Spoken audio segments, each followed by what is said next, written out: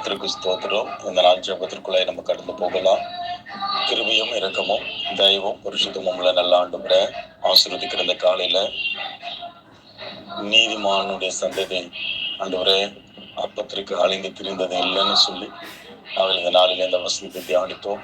இந்த வசனத்தின் பிரகாரம் பரிசுத்த ரத்தத்தினால் கழுவப்பட்டவர்கள் தேவனுடைய சன்னிதானத்திலே பாவ மன்னிப்பின் நிச்சயத்தை பெற்றவர்கள்.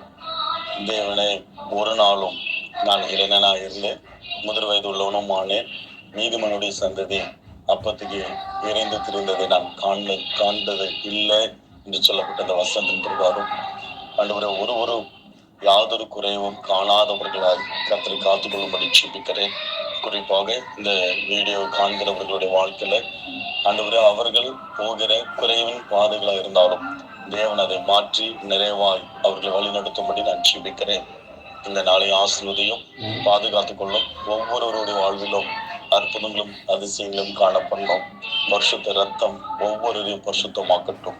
தாழ்த்துகிறோம், நாமத்தை உயர்த்துகிறோம். இயேசு நாமத்தினால் பிதாவே, ஆமென்.